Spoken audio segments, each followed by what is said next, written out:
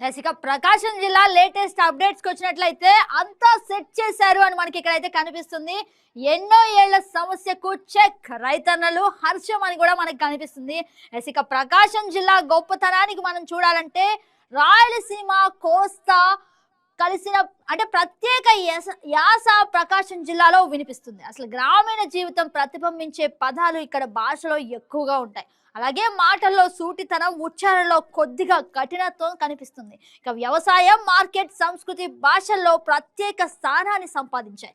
ఇక స్థానిక పలుకుబడి ప్రాసతో ప్రకాశం యాసకు ఒక ప్రత్యేక గుర్తింపు ఉందని కూడా మనం చూడొచ్చు.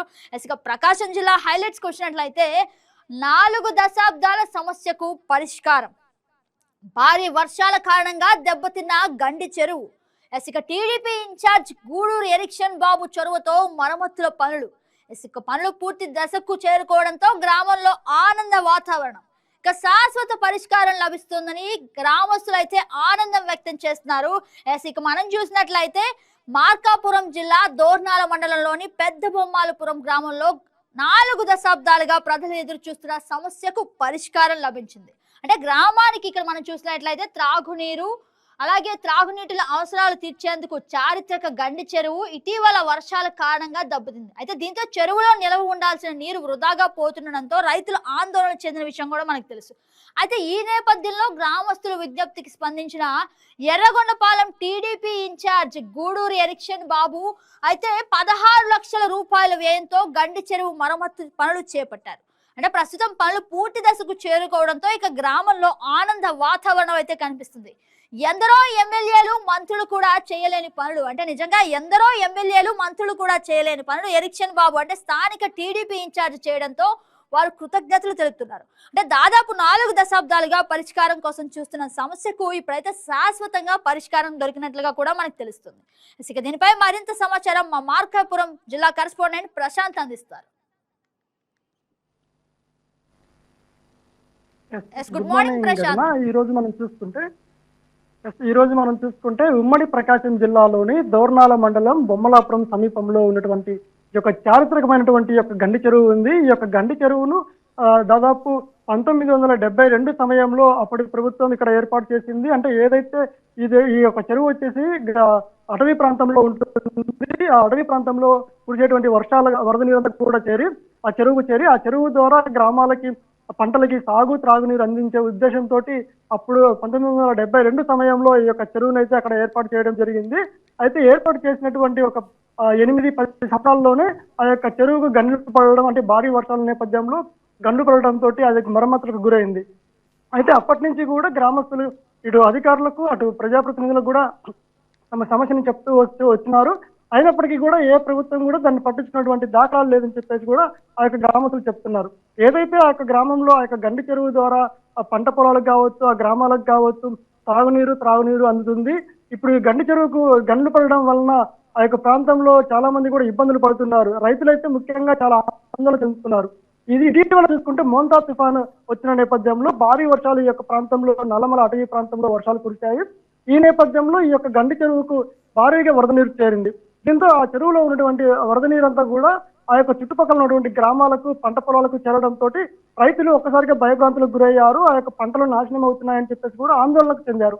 అయితే ఈ నేపథ్యంలో తాజాగా ప్రస్తుతం ఉన్నటువంటి కూటమి ప్రభుత్వంలో ఎర్రగొండపాలెం టీడీపీ ఇన్ఛార్జి గూడూరు ఎరిక్షన్ బాబు దృష్టికి ఆ యొక్క సమస్యను వారు తీసుకెళ్లారు.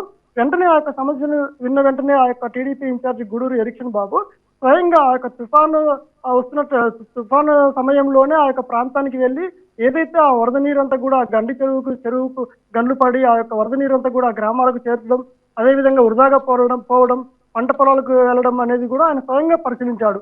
అప్పుడే వెంటనే ఆ యొక్క అధికారులు, అదేవిధంగా ఆ యొక్క గ్రామంలో ఉన్నటువంటి రైతులతో కూడా ఆయన మాట్లాడి ఈ సమస్యకు పరిష్కారం ఏ విధంగా చూడాలి ఏంటనేది కూడా అప్పుడే ఆయన ఒక ప్రణాళిక వేసుకున్నారు. వెంటనే ఆ యొక్క గ్రామస్తుల విజ్ఞప్తి మేరకు ఆ టీడీపీ ఇన్ఛార్జ్ ఎరిక్షన్ బాబు స్పందించి ఈ యొక్క సమస్యను ప్రభుత్వం దృష్టికి తీసుకెళ్లి వెంటనే దాదాపు 16 లక్షల నిధులను వెచ్చించడం జరిగింది. దీంతో వెంటనే ఆ యొక్క పనులను కూడా లేట్ చేయకుండా ప్రారంభించడం జరిగింది. ఆ పనులు ప్రారంభించే సమయంలో కూడా గ్రామస్తులందరూ కూడా ఎంతో ఆనందంతో, ఎంతో ఉత్సాహంగా ఆ యొక్క కార్యక్రమాన్ని కూడా ప్రారంభించుకోవడం చూసాం మనం. స్వయంగా టీడీపీ ఇన్ఛార్జ్ ఎరిక్షన్ బాబు అయితే జేసీబీ ఆపరేట్ చేస్తూ కూడా ఆ ప్రాంతంలో కూడా ఆయన పనులను ప్రారంభించడం జరిగింది. ఈ నేపథ్యంలో వారందరూ కూడా ఎంతో ఆనందంగా ఉత్సాహంగా పనులను ప్రారంభించుకోవడం జరిగింది. ప్రశాంత్, మనం చూసినట్లయితే ఎరిక్షన్ బాబు గతంలో కూడా అనేక సార్లు తన గొప్పతనాన్ని చాటి చెప్పుకున్నారు. అంటే ప్రజలు సమస్యల్లో పడితే వెంటనే ఆయనంటూ ముందడుగు వేసి ఆ కష్టాలు తీర్చే దశగా ఆయన అడుగులు వేస్తూ ఉంటారు.